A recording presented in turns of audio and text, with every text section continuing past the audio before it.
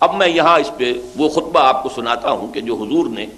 یہ جو انذار فرمایا تھا ابتداءً، جب حکم آیا تھا انذر عشیرتک الاقربین، اے نبی اپنے ذرا قرابت دار جو ہیں، نزدیکی رشتہ دار ہیں، سب سے پہلے وہاں سے کام شروع کیجئے، انہیں خبردار کیجئے۔ تو پھر آپ نے حضرت علی کو حکم دیا کہ ایک دعوت تام کا اہتمام کرو، بنو ہاشم کو جمع کیا، وہاں آپ نے پہلے کھانا کھلایا، پھر کھڑے ہوئے اپنی بات کہنے کے لیے۔ لیکن چرچا ہو چکا تھا اس وقت تک کہ حضور جو ہے کوئی دعویٰ کر رہے ہیں نبوت کا، رسالت کا، اور اس کا ایک رد عمل بھی پیدا ہو چکا تھا۔ آپ کے مخالفین جو ہیں اپنے گھر کے اندر، سب سے بڑھ کر مخالف جو ہے وہ چچا ابو لہب، ظاہر بات ہے کہ جب بنو ہاشم بلائے گئے ہیں تو ابو لہب تو ان کا سر خیل تھا اس وقت، لہذا وہ سب کے سب چونکہ موجود تھے تو انہوں نے شور مچا دیا، ہوٹنگ کی، اور کچھ بات آپ کو کہنے کا موقع ہی نہیں دیا، چلے گئے۔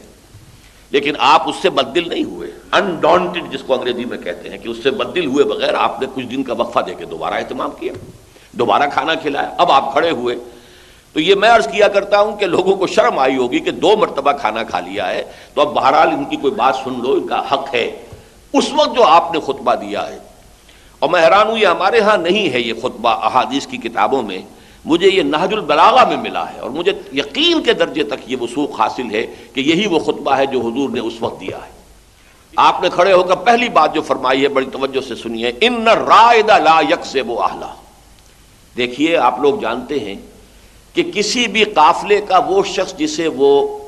چارے اور پانی کی تلاش کے لیے آگے بھیجتے ہیں، آج تک اس نے کبھی اپنے قافلے والوں کو دھوکہ نہیں دیا۔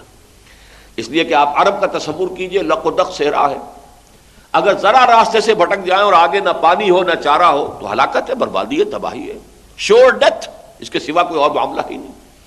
تو جو معتمد ترین انسان ہو سکتا تھا، جس کے بارے میں کسی شک و شبے کی گنجائش نہیں ہو سکتی تھی کہ وہ کوئی دھوکہ دے گا یا فریب کرے گا، وہ ہوتا تھا رائد۔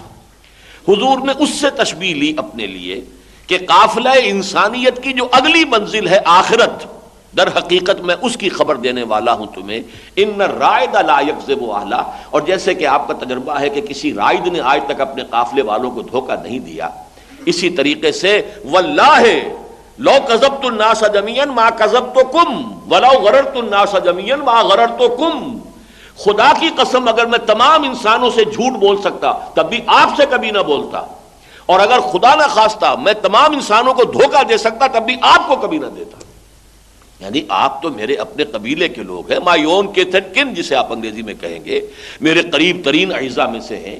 اور ویسے تو یہ کہ آپ نے مجھے الصادق کا خطاب خود دے رکھا ہے، مجھے الصادق الامین آپ مانتے ہیں، میں نے تو کبھی کسی معاملے میں جھوٹ نہیں بولا آج تک، کوئی شخص نہیں کہہ سکتا کہ جھوٹ کا تجربہ اسے مجھ سے ہوا ہو۔ لیکن پھر یہ کہ بازی باریش بابا ہم بازی، میں جھوٹ بولوں گا بھی تو آپ لوگوں سے، معاذ اللہ، واللہ لو کذبت الناس جميعا ما کذبتکم ولو غررت الناس جميعا ما غررتکم۔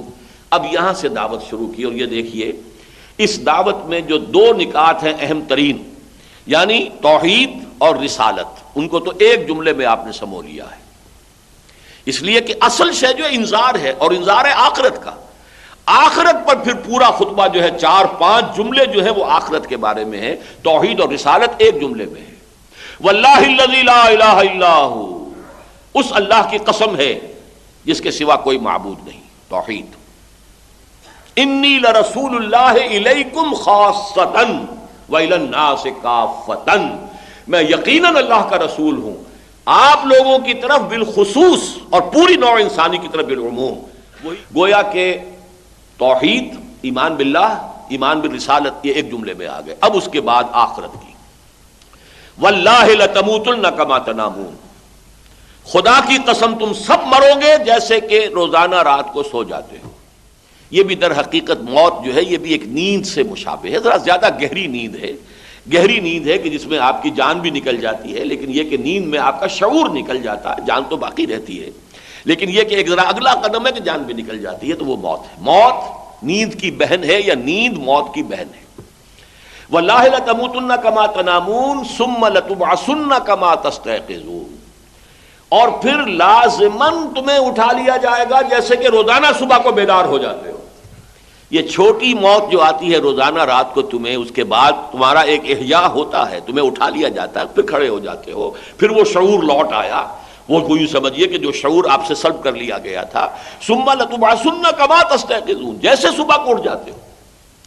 ثم لتحسبن بما تعملون، اب یہ ہے کانٹے کی بات، پھر تم سب کا محاسبہ ہوگا، حساب کتاب ہوگا اس کا جو تم عمل کر رہے ہو۔ یہ عمل جو ہے انسان کے ضائع جانے والی چیزیں نہیں ہوگا۔ وَمَن يَعْمَلْ مِثْقَالَ ذَرَّةٍ خَيْرًا يَرَهُ وَمَن يَعْمَلْ مِثْقَالَ ذَرَّةٍ شَرًّا يَرَهُ، جو ایک ذرے کے ہم وزن نیکی کمائے گا اپنے سامنے موجود پائے گا، اور جو ذرے کے ہم وزن بدی کمائے گا اپنے سامنے موجود پائے گا۔ تو ثُمَّ لَتُحْسَبُنَّ بِمَا تَعْمَلُونَ، پھر تمہارا محاسبہ ہوگا، لازماً ہوگا، اور پھر لازماً بدلہ دیا جائے گا تمہیں، بھلائی کا بھلا بدلہ، برائی کی بری سزا۔